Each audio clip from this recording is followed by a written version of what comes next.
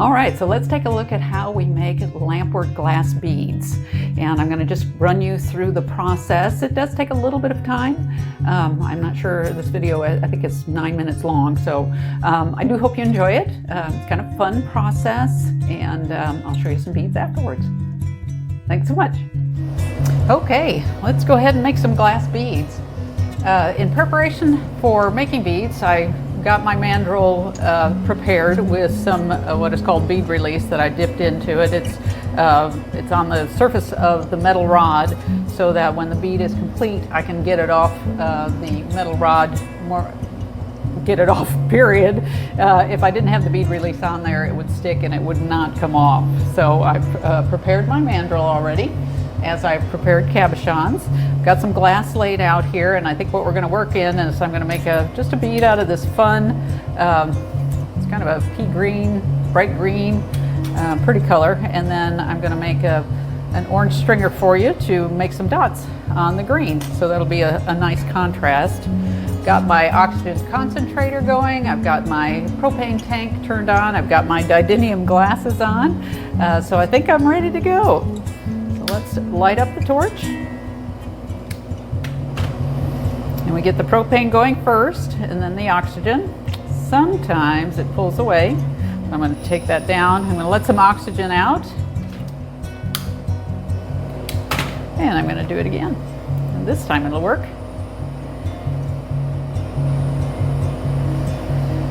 So to make our stringer, what I'm going to do is gently put the glass into the flame, and you notice I'm in the kind of the top part of the flame here, and I'm just going to enter this in slowly, kind of waving it just a little bit, not really waving, but dotting it in there.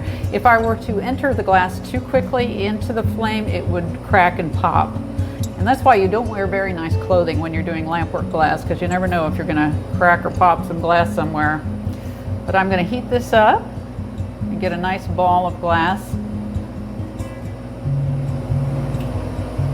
on the end of the glass rod, and then I'm going to take my needle nose pliers. Once I've got a little bit of glass going there, I don't need much for this particular, just one bead. I'm just going to pull that out,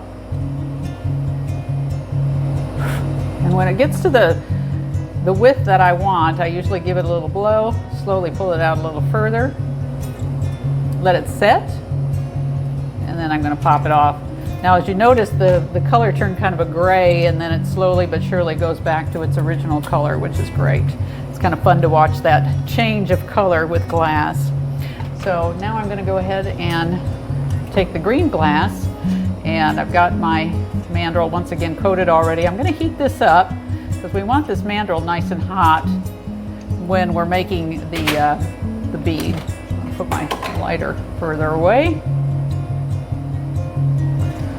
So I'm heating up the mandrel, and now I'm going to enter this glass slowly again into the flame so it doesn't pop, because this is a cold rod as well.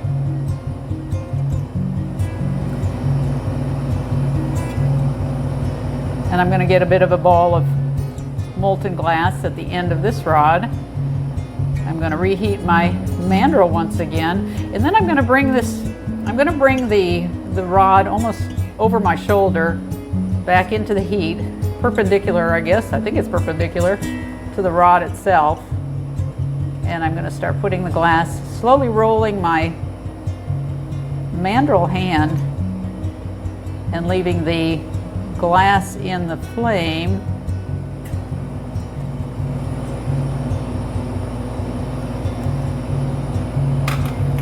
To get myself a little bead. Now I'm going to shape that bead. It's not perfectly round, so I want to shape it a little better.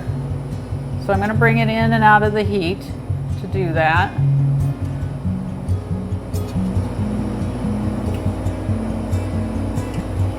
Shaking just a little bit. Probably because I'm doing a demo, wouldn't you know it?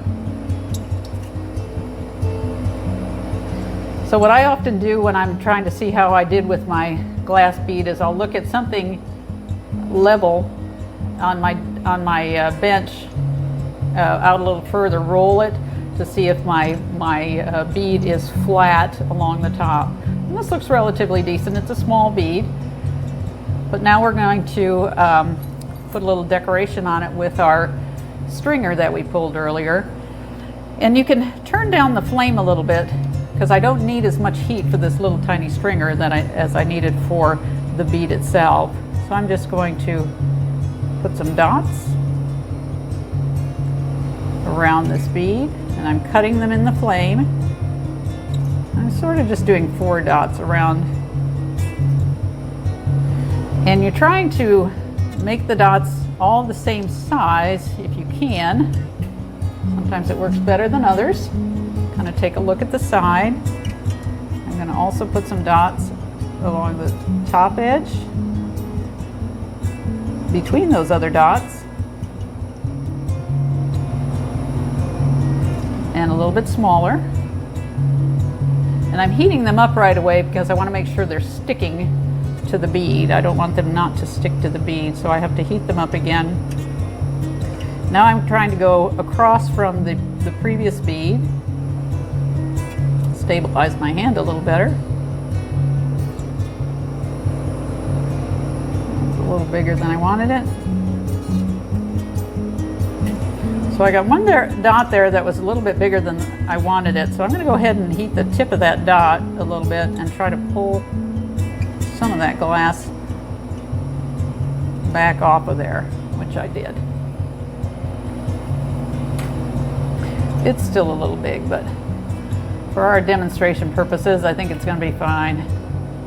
Now I'm going to heat this bead, but what I'm really doing is heating just the dots, not the bead itself, to try to get those dots to melt down into the glass.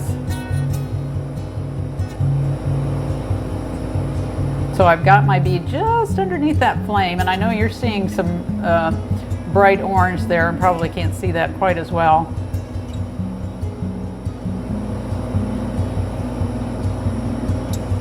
So we're getting there, and I'm constantly moving my hands to keep this bead going back and forth, slower and faster, depending on what I'm trying to do.